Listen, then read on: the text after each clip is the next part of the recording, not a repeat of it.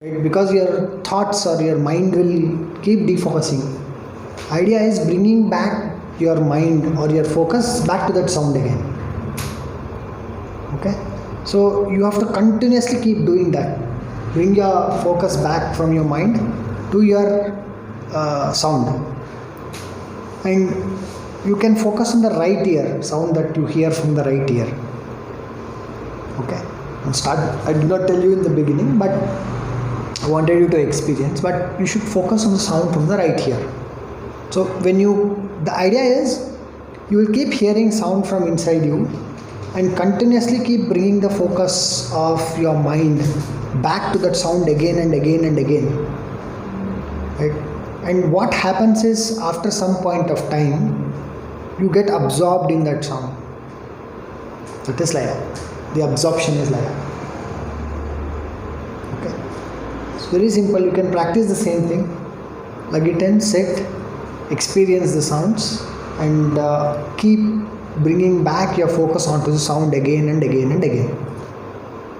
Okay. So let's see what Svatmarama now says in terms of the entire exposition of Nada.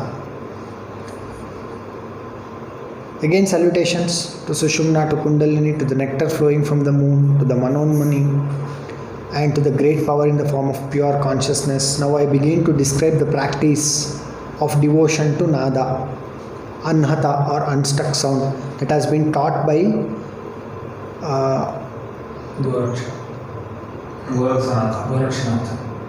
Gorakshanatha, which is suitable even to the unlearned who are able to directly comprehend the truth. Simple technique. The Primordial Lord has expounded 1.25 crore of effective ways of attainment of laya. So 1.25 koti ways of, basically effective ways of attaining this laya or absorption. So we think that one thing, devotion to Nada alone, is the most important of the ways to attain that laya. Devotion to that Nada. What you right now did, right? You are listening and you are bringing back the focus of your mind continuously onto that Nada, and over a period of time you will start listening to, we'll see what all you will be listening to. Everything is explained here. The yogin sitting in Muktasana posture. So he says you can sit in Muktasana. Okay, basically to avoid, maybe to avoid the pressure of one leg on the other leg, or creating any kind of pressure points in your body. Freely, Mukta Asana. There are two meanings to it. One is to obtain mukti, you are sitting in Muktasana, basically. So you are sitting in Muktasana and assuming the Shambhavi Mudra, should listen with concentrated mind to the sound within. Okay, heard in the right ear. Okay. Close the ears, both eyes, the nose, the mouth, then a clear and distinct sound is heard in the pure Sushumna passage. The sound that you heard is from the Sushumna. Yes, Sushumna Nadi. Okay, that's what. So in all yogic practices, there are 4 stages. So let's see how you progress here. So 4 stages. Arambha, Ghata, Parichayavastha and Nishpatti. 4 stages. First stage, Arambhavastha. What happens and what are its benefits? Then the Arambhavastha is described when the knot of the Brahma Granthi, which is the Anahata Chakra, is pierced by pranayama. There is a bliss arising from the void. Okay. In this case, various tinkling sounds as of ornament tinkling sounds, and the unstuck sound, which is Anahata Dvani, are heard in the middle of the body. Okay, in the Arambhavastha, which means your Sushumna has basically aroused, and then it is piercing the Brahma Granthi or entering into that void, then all these sounds are heard. This is Arambhavastha. Okay. When there is the beginning in the void, the yogin is possessed of a lustrous body. So what are the what are the benefits of after Arambhavastha? So the yogin is possessed of a lustrous body. He is radiant with an exquisite fragrance, free of diseases, and has a full heart, filled by prana and bliss. Okay, so these are the benefits of Arambhavastha.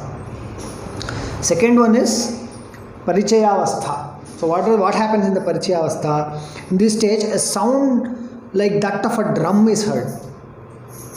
Drum sound Drum sound is heard in the akasha, between the eyebrows.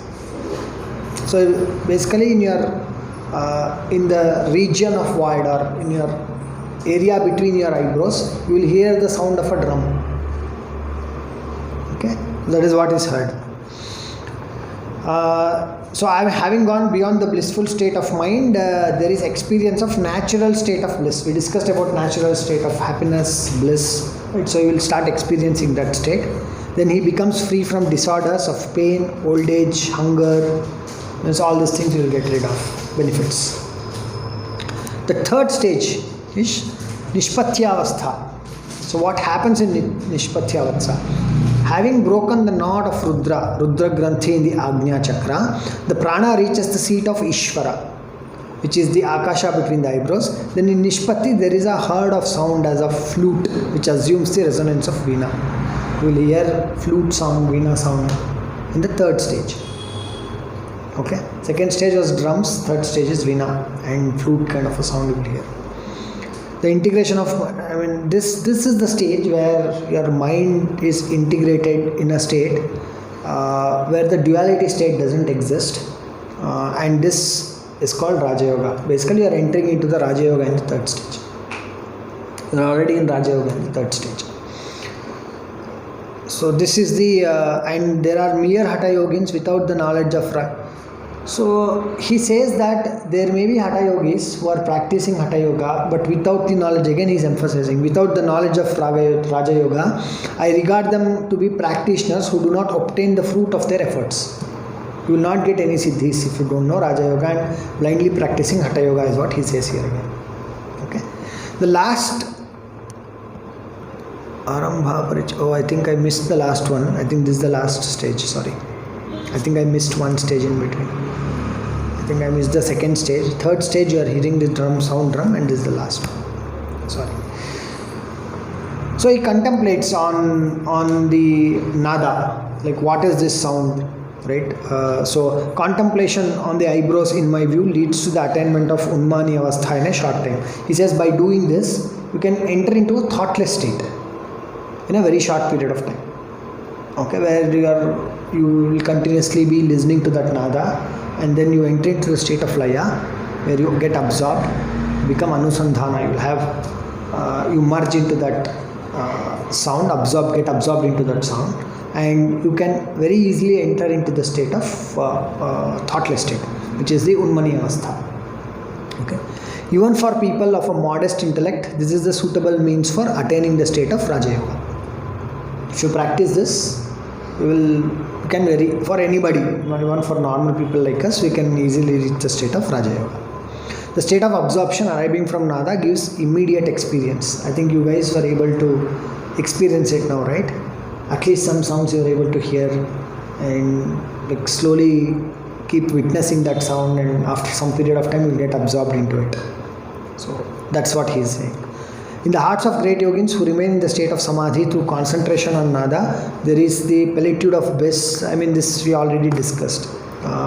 The kind of bliss that you experience, he says, which is blessed by the teacher alone knows. So he says, he is also saying here that what is that final blissful state, only the true realized teachers themselves know it. Right? But he is articulating that to reach there, this is what you can do. But end of the day, he says, only a teacher is blessed, my teacher or Gurunatha is blessed, who alone knows how that particular blissful experience is what he says. The contemplative man, having closed his ears with the thumbs of the hand, see how you have to do is what he is telling, should focus his mind on the mystical sound that is heard within until he attains the immutable Turiya. So what happens is once you start listening and once you enter into that laya state, right? So that state is also, there is a different state that you enter into when you are continuously listening to that sound, and that particular state is called the Turiya state, the fourth state. And in Turiya state, he says, this is the state where you are in the state of samadhi. In the next few slokas he says that.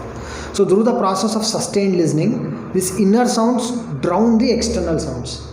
So what happens is, now you are listening to the inner sounds, right? After some period of time, even there is a lot of noise outside, you will not listen to those noises. All those will get drowned with the inner sound that you are experiencing.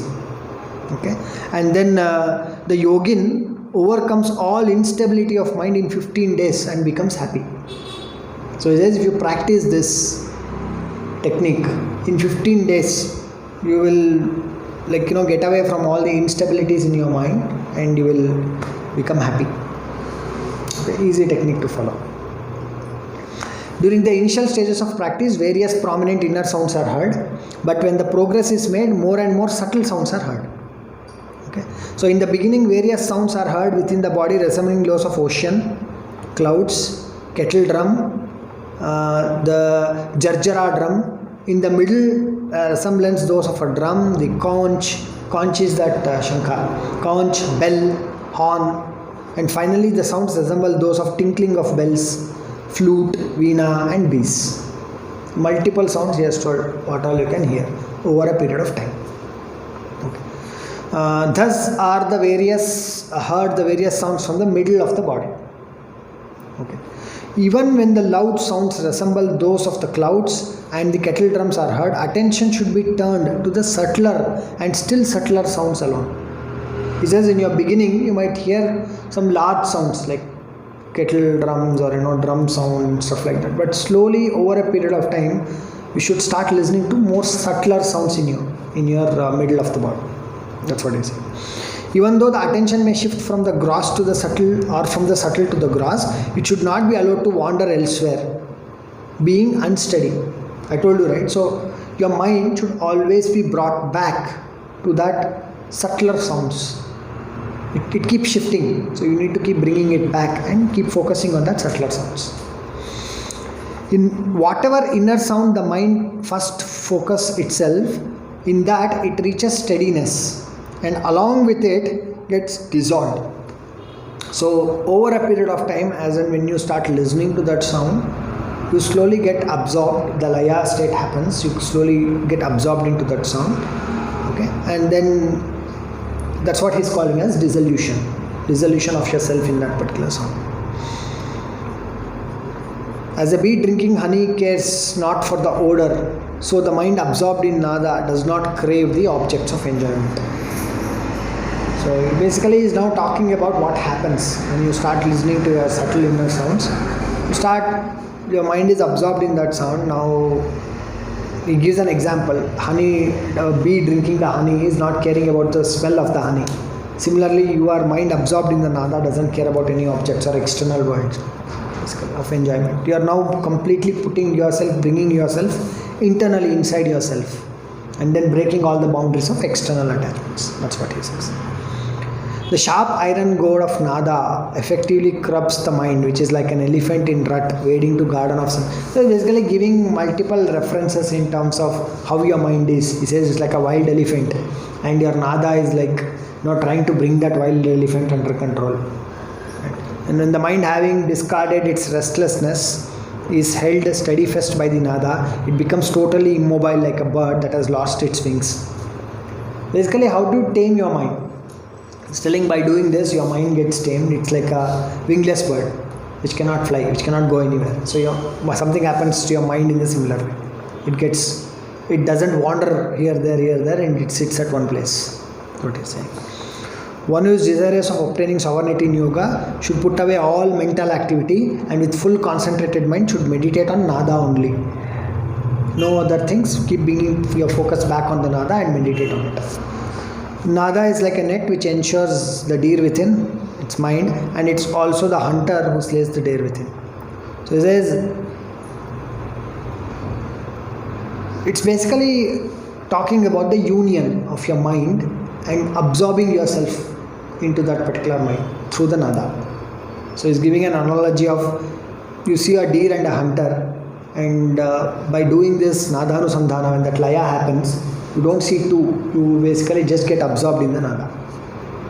That's what he is trying to tell you. And it is nada like a bolt which locks the horse within. Just comparisons again. So it's like goes on. So he has given a lot of comparisons. Mind is like a quicksilver. Mind is like a serpent. The fire burning within a piece of food subsides. Like it's like he gives multiple analogies. Okay, in the further shlokas.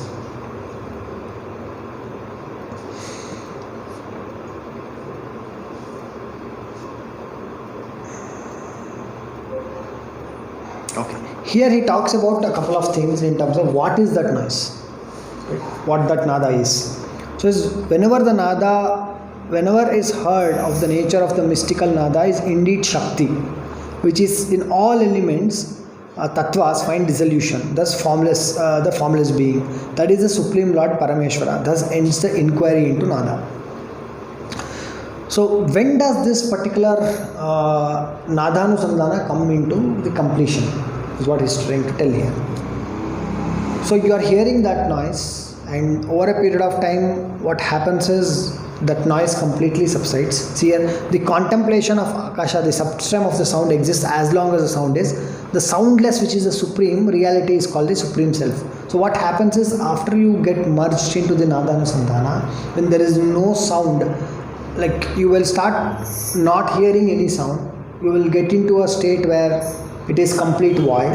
So that particular state is called the that's a mystical. He says whenever the heard nature of the mystical nada is indeed the Shakti, he says that is as Shakti, that state as the Shakti state, right?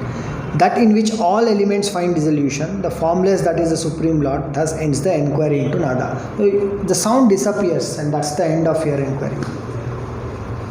That's all. In short, if I have to say, it will disappear.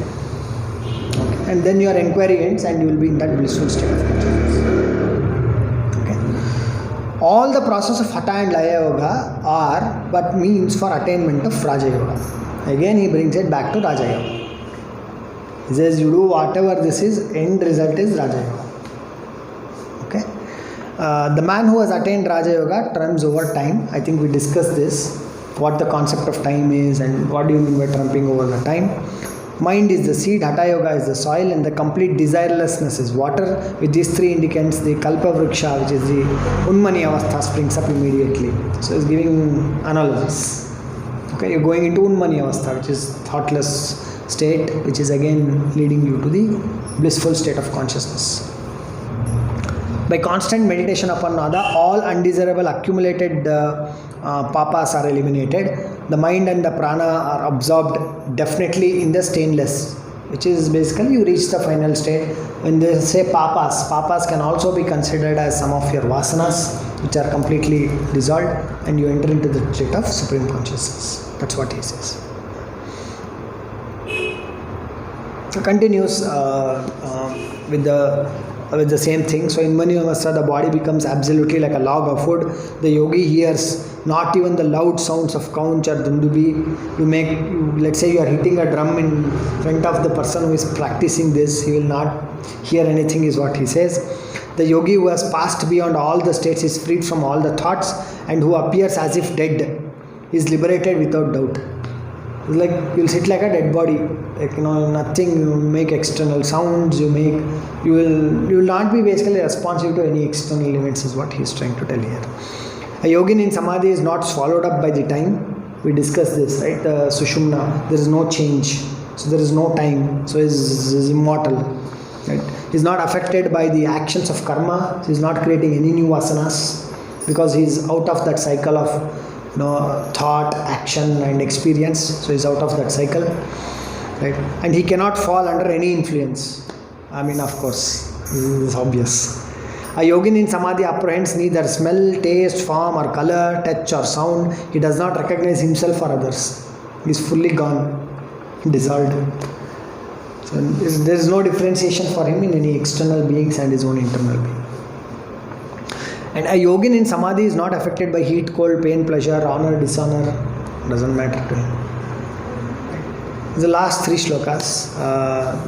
So verily he is a liberated one who is hell, who is in the waking state, yet appears to be in sleep, devoid of efflux or influx of energy due to kumbhaka. Basically, the energy is now, the prana is now moved into the void. He is static, timeless, eternal, So he's in that state of ecstatic bliss, right? And these are very obvious things because of that ecstatic. You might be thinking, is he awake or is he sleeping, right?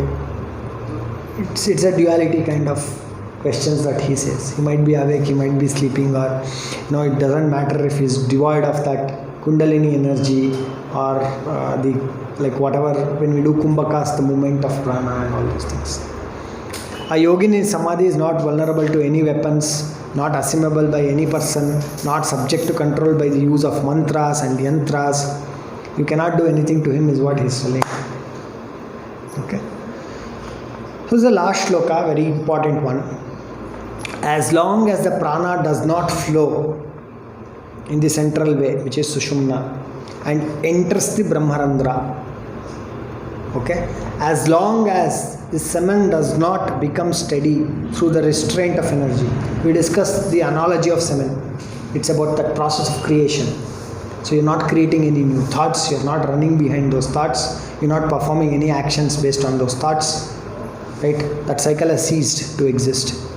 As long as the mind does not, in meditation, reflect the natural state, right? So we spoke about our natural true state or our natural way of being. Until and unless you do not reach to that particular natural state of being, right? So long as who talk of spiritual knowledge indulge only in boastful and false prayer. So he says, if somebody is coming and telling you, I am in samadhi, then these are the things that needs to happen. Otherwise you are boastfully speaking about a spiritual knowledge which is just like a theory.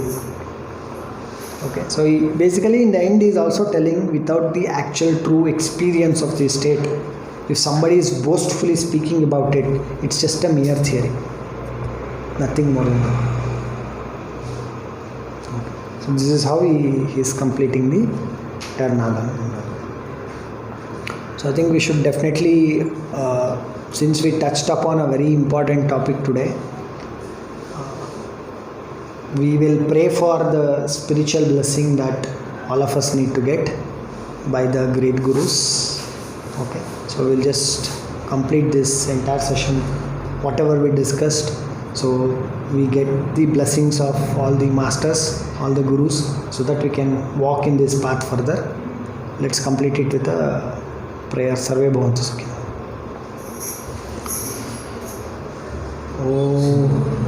Sarve bhavantu sukhinah, sarve santu niramayah, sarve bhadrani pashyantu, ma kaschid dukha